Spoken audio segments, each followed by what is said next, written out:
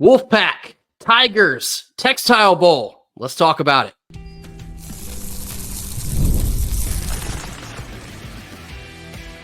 You are Locked On Wolfpack, your daily podcast on the NC State Wolfpack, part of the Locked On Podcast Network, your team every day. What's up, Wolfpack fans? What's up, Clemson Tiger fans? Today we have a special Locked On crossover episode for you. This is the Locked On Podcast Network, and it's time to get locked in with Locked On. Thanks for making us your first listen each and every day. We are free and available wherever you get your podcasts and on YouTube. Part of the Locked On Podcast Network, your team every day.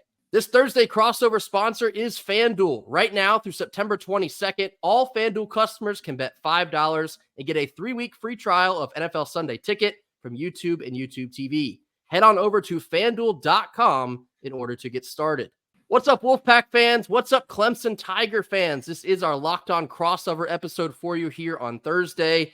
ACC play begins on Saturday. The NC State Wolfpack are on the road down in Tiger Town to open up the ACC slate.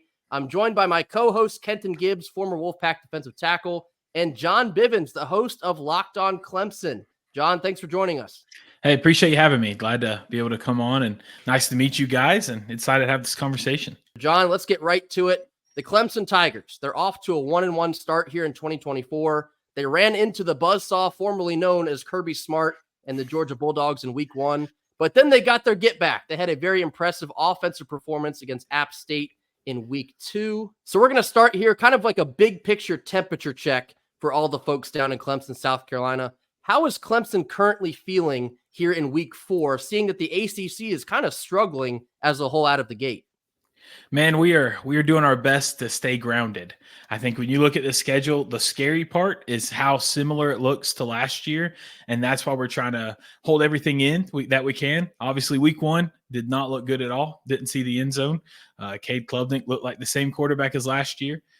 Play calls look like the same play calls as last year, and after a whole offseason of buzz, that's not what you want to see at all. And then you go into the App State game and look completely dominant, almost 400 yards in one half, 5 touchdowns passing, 2 rushing touchdowns, and then another Phil Maffa rushing touchdown. It looked great, right? App State game looked completely different. And so while we're feeling pretty hot, feeling pretty good, at the same time, you want to forget about the Georgia game. Like I said, it's scary because last year it looks the same way. Last year we started 0-1 to Duke in a game that we should have won. Right after that, we dominated 2 teams that we 100% should have dominated. Charleston Southern won like 66-17. FAU won 48-14. And then we got in and we started playing. Our true offense started showing. That Nets game we lost in overtime, and then we started losing. We went on a losing streak, and that's where the true offense that everyone doubted, the Cade Mays that everyone was like, who is this guy? That really came out. So honestly, right now, as Clemson fans, we feel good. I feel good right now, but at the same time, I'm trying to be grounded because I don't want to get my hopes up with possibly a flashback to last year coming through. Well, even with Clemson's offensive struggles, I think one thing that we can all agree upon is Clemson's defense has constantly been there. It has been it's been, for lack of a better term here, or all pun intended, it's been the rock of that team. So when you look at that, what do you think about Clemson's defense so far this season, despite what some people would look at and say, hey, this is a team that's already been blown out during this season? What would you say about the defense all in all? What's been really encouraging to me watching is we've seen great players show up that we weren't expecting to be the foundation. Wade Woodaz, for instance, is an outstanding linebacker. No one expected him to be outperforming Barrett Carter up to this point, but yet he is by a good amount. When you look at that defense, you don't see Barrett Carter carrying us. You see Wade Woodaz making a difference, laying it down. And so that's encouraging. Our secondary, I think everybody came in expecting Khalil Barnes, maybe RJ Mickens to be carrying our secondary, but our sophomore Avian Terrell has been playing out of his mind right now. So that's what's encouraging to me is our defense is as good as it is. And our depth is so full that we're able to have players that we really thought would be hot coming out and leading this team, kind of getting a slow start, and yet other players are still coming in and filling in their gaps, thriving, playing it really well. So it's encouraging to see the depth of this defense. You mentioned Cade Mays earlier, and his career at Clemson has been at times a little bit of a mixed bag. When you're looking at Cade this year in year 2 under offensive coordinator Garrett Riley, what are your realistic expectations for Cade in 2024? So here's my thoughts. I don't know if y'all heard the interview he did a couple weeks ago, but he basically said that he was walking off the field and a coach came to him and they asked him, he was like, hey, how many games do you have to win? And Cade was like, I don't know how to answer that. I got to win all the games. What do you mean? And the coach says, you don't have to win any of them. You just have to manage it. Let other players win the games. And that's not what you want to hear from this supposedly best quarterback, top recruit. That is not a winning formula for a quarterback to carry us. And I feel like that's how he's been coached. He's been coached to be this guy, make the safe throws, make the easy plays, make the routine stuff, and then let your playmakers make the plays. Let your playmakers win the games. That App State game, I think we saw a side of Cade that we haven't saw yet. We saw him put aside that game manager and truly embrace that 5-star potential, the quarterback that we've heard all the buzz about. We saw that come through. So my expectations, my hope at least, is that Garrett Riley and Cade can embrace that a little bit more. Put aside the game manager, put aside just do your thing and let players make plays. No, let him go out there and play the dog that he is. I think we're going to truly see his real potential that we haven't got to see yet based on a little bit of a safety coaching net. So, you talk about getting the playmakers the ball and making things happen, but you want to see more of a playmaker situation than a game manager situation, which is understandable. However, those other guys are also going to have to show up. Who are the biggest names that NC State fans who may not be super familiar with Clemson should know offensively in terms of, hey, this is a guy that when it's going from Cade's hands to his, you need to look out? Yeah, the biggest two I'd say is obviously Phil Maffa. A lot of people have heard about him, an experienced running back. He really wasn't an RB1 last year, yet he outperformed the RB1 in Will Shipley when you look at stats. So I think him, if we can get his running game going, strong behind that offensive line, that's big. But the biggest one is Bryant Wesco. He's a true freshman wide receiver, really didn't play against Georgia, only had one target and caught his only reception for, I think, 5 yards. But then App State, they were like, no, you're going to put him in the starting lineup. And he just absolutely tore it up. He played like a 5-star playmaker that is expected to be talented. The biggest thing with him that I think really should worry ACC is, as big as he was in App State, as great as he played, Dabo and Garrett Riley have came out and said that he hasn't even fully grasped the offense yet. They said that every week he's understanding the offense more and more, which is going to increase his playing time, increase his snaps, increase the time that he's on the field, which is just more potentials for those big plays, explosive. So Bryant Wesco is going to be huge for Clemson if they keep utilizing him. And John, last Clemson question for you before we switch chairs in the second half. I want to talk about Dabo and the transfer portal, and a lot gets made out of his refusal to tap into the transfer portal. What's kind of the temperature check, so to speak? Do you feel like this is potentially a make or break year for Dabo's refusal? Do you think if it goes poorly, he'll potentially adapt and begin using it? Where does that kind of fall right now? Yeah, I think next year, we'll probably see him bring in a couple. And I think the narrative will be, oh yeah, the media got to him. Everybody said he's making an adjustment to his game. I don't think that's the case. I think he went after 1 or 2 players this year. He said that that he did, and just they didn't choose Clemson. I don't think he's going to truly shift up his mindset. I think this year will be very telling. I think if he can come out and be successful, it'll be telling that, all right, Dabo knows what he's doing. He can keep coaching his game. Or maybe another year like last year and be like, all right, Dabo 100% has to change. So I think it'll be a telling year. I don't think it'll make much of a difference in Dabo's mindset. And coming up next, John will flip chairs with us, and he'll be asking us some NC State questions ahead of Saturday's matchup. This comes after a quick word from our sponsors. Our first Thursday sponsor is FanDuel. You've heard us talk a lot about FanDuel. That's because it's America's #1 sportsbook. Right now, through September 22nd, all FanDuel customers can bet $5 and get a 3-week free trial of NFL Sunday Ticket from YouTube and YouTube TV. Then, with the YouTube TV base plan, you'll be able to watch every regular season Sunday afternoon out-of-market game. All you'll need is a Google account and a current form of payment, and if you choose, you can cancel at any time. Head on over to FanDuel.com and download America's #1 sportsbook, FanDuel. Locked on Wolfpack listeners and Locked on Clemson listeners, have you heard about ROY? It stands for Return on You, and it's a new platform that lets you, the fans, get involved in NIL like never before. Supporting players directly so you can help shape rosters, retain talent, and keep your favorite athletes out of the transfer portal.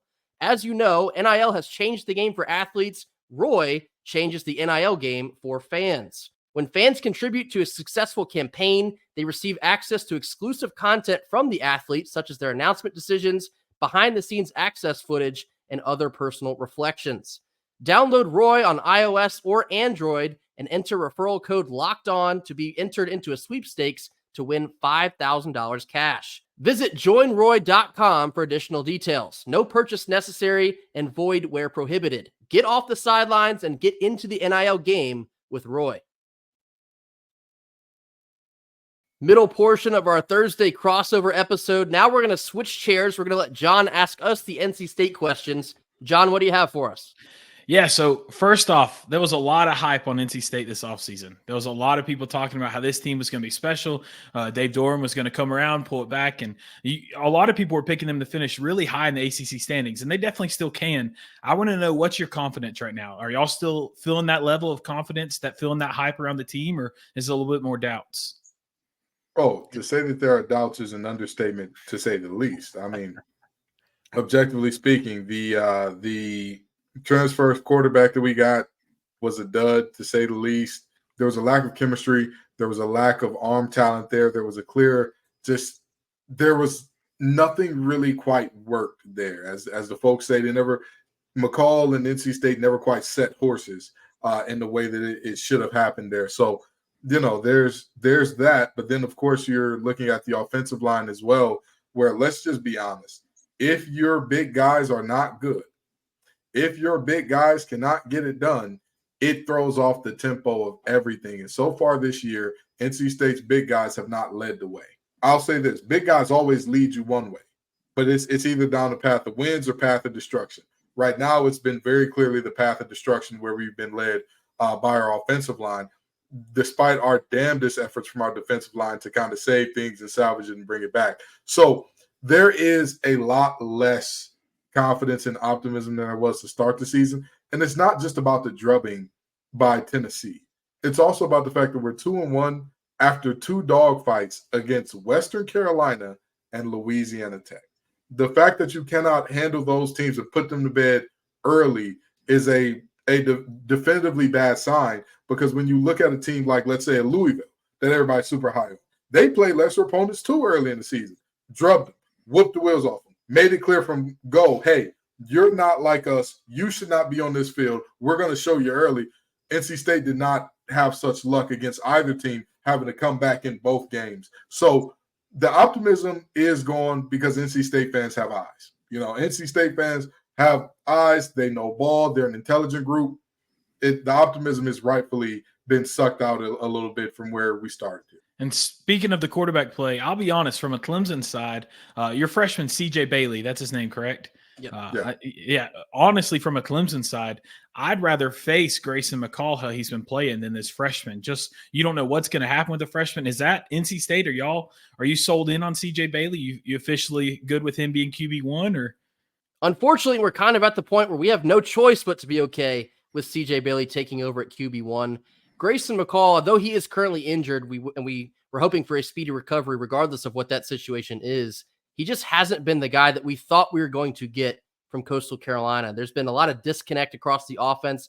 It hasn't only been Grayson McCall. The offensive line has been shoddy at times. The running back play has kind of left a lot more to be desired. The skill players are really the only consistent force on the offense up to this point. So you enter CJ Bailey into the biggest game of his entire life. He's got to go on the road in Death Valley and try and beat the Tigers.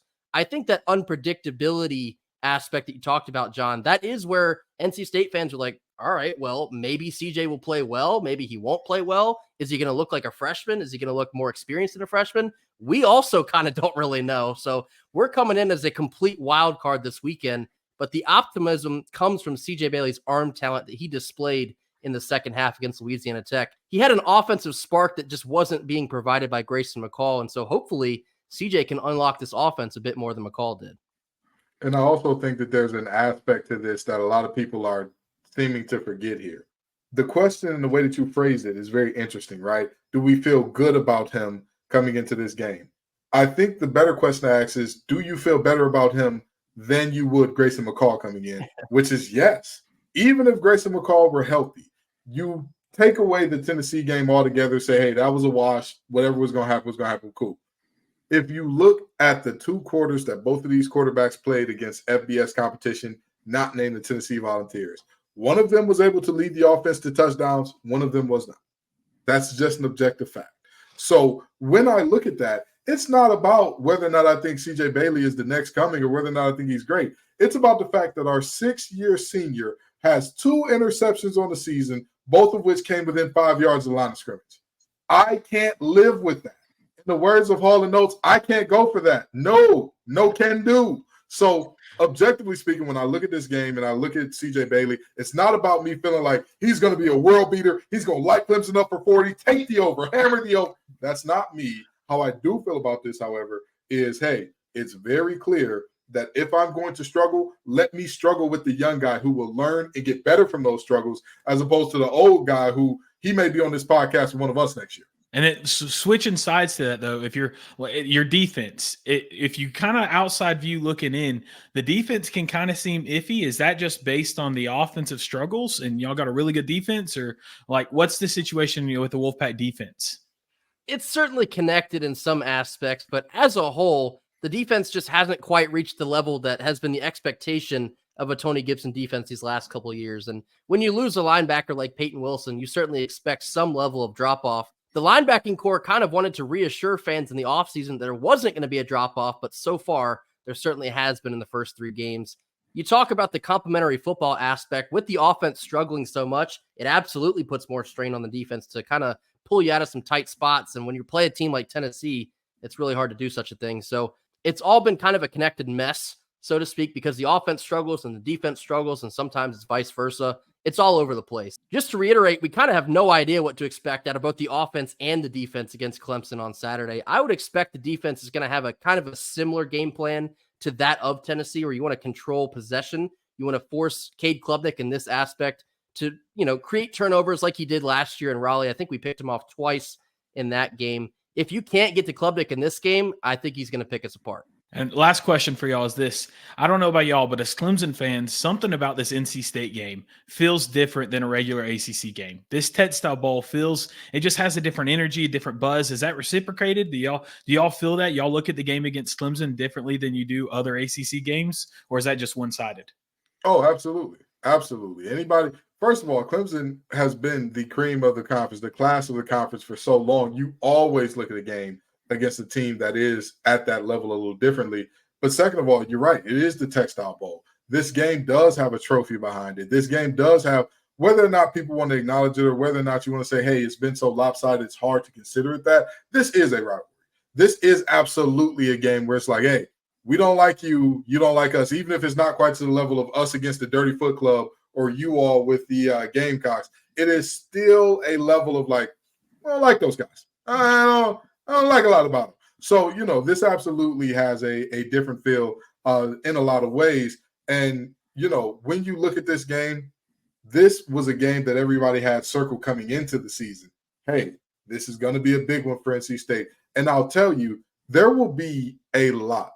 And when I say a lot, I mean a lot of anger soothed, a lot of folks who were concerned calmed down. There will be a lot of cooling off in Raleigh that is a very big if Dave Dorn and company can go down to Death Valley and get their first win since 2002 or so. Britney Spears was still crushing the Hot 100 last time NC State got a win in Death Valley. You understand? Christina Aguilera hadn't even made the song Beautiful yet. That's how long ago this thing was since the last time that NC State got it done. So there's absolutely that aspect of we want to win, but there's also an aspect of we want to get this monkey off our back and win in Death Valley. When fan bases tend to talk trash, you see the term Super Bowl brought up a lot. For NC State, for many years, this game kind of has been our Super Bowl. For us not being able to break through and get to an ACC championship, it's seemingly always been Clemson that's been in our way. Now, with the way that the conference has changed, no longer 2 divisions, but it's just the top 2 teams, this is still our Super Bowl. Make no mistake about it. If NC State wants a shot to get to Charlotte in December, you have to go through Clemson. Although Clemson has struggled last year and everybody wants to talk about Miami right now, in my opinion, the ACC very much still runs through Clemson. And so if NC State, like I said, if they want to prove themselves and they had all this offseason buzz, they're going to have to prove it this Saturday against Clemson. Make no mistake about it. This season depends on a game like this one. It always has. It's going to be great. A lot of energy. I can't wait for the energy in Death Valley to see what that looks like. It's going to be an electric game for sure. Something to mention, the last time we played y'all at noon in Death Valley was 2016. There was a certain field goal that may or may not have been missed or made. Still hurts, John. It still hurts. That was a rough one. That was a rough one for sure. Coming up next, we're going to round out our crossover episode, giving our final thoughts and predictions for Saturday's matchup. This comes after a quick word from our sponsors. Our third Thursday sponsor is Gametime. Gametime has a new feature called Gametime Picks, and it makes getting tickets for your favorite live events easier than ever before. Gametime Picks filters out the fluff to show you only incredible deals on great seats, so you don't have to waste time searching through thousands of tickets. The curation of Gametime Picks makes it easier to save more on sports, concerts, comedy, theater, you name it, they got it. Toggling the all-in pricing feature on the app will show your total up front, so you receive zero surprises at checkout. And as always, you get that panoramic view of your seat in the app before you buy, so you know exactly what to expect upon arrival. Take the guesswork out of buying tickets with Gametime. Download the Gametime app, create an account, and use code LOCKEDONCollege for $20 off your first purchase. Terms apply, and again, create an account and use redeem code LOCKEDONCollege. That's LOCKEDONCOLLEGE, Locked On College, for $20 off. Download Gametime today. What time is it? You already know. It's game time. Closing minutes of our Thursday crossover episode. John, it's been fun. Locked on Wolfpack, Locked on Clemson ahead of Saturday's 12 noon matchup. Our last segment here, we like to kind of put it in reverse. Basically, we will ask you, John, if NC State were to win this game, blank happens. Fill in the blank. Yeah, if NC State wins this game, Phil Maffa's getting shut down. We're going to have no rush game whatsoever. Your defensive line getting in the backfield, stopping that rush game from happening. And I think the second part is your offense is going to be two-dimensional. You'll have that freshman quarterback using his leg, utilizing those legs, utilizing his arm, being able to make two-dimensional gameplay happening. That causes huge problems for the Tigers. That's something that they really have a history of struggling against. And Kenton, talk to us. If Clemson wins, blank happens. If Clemson wins, I mean, everything has happened as expected. They have shown up and been their best selves, and the defensive line dominated. They carried the day. They whooped the wheels off of NC State's offensive line, and you get what you get from there.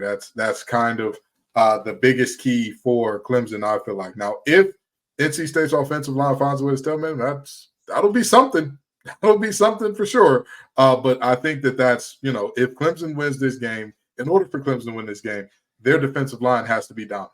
Yeah, you mentioned the NC State offensive line. Being that you have a freshman quarterback making his first ever start on the road in Death Valley, if you can't keep him on his feet, it will be a nightmare for all four quarters. The Clemson defensive line is probably the second most talented line we're going to see all season. We already ran into the buzzsaw that is Tennessee. Didn't go so well. If you can't find a way to fare better against Clemson's defensive line, you're probably going to get a very similar result. I would expect NC State is probably going to have to very much simplify the offense, get the hands into the pass catchers, and let them do the rest from there on out. Kind of what you saw last year with MJ Morris to Casey Concepcion. But if Clemson wins, kind of like Kenton was talking about, they just dominate. They'll dominate all three facets of the game, offense, defense, and special teams, and things will kind of go exactly as they're expected to. Clemson's like a 20-point favorite now, 20.5-point favorite. Not a whole lot is being thought of NC State currently at the moment. All the expectations have kind of shifted here in only week 4. John, I'm going to go ahead and get your final score prediction for this one. What do you have for us? Yeah, I hate to be a homer, but I don't think Clemson covers, but I think it's close. I'm going to go Clemson wins 31-13. Kenton? I agree with John to the T, but I think that I got a caveat that I think it's going to be a little bit different here.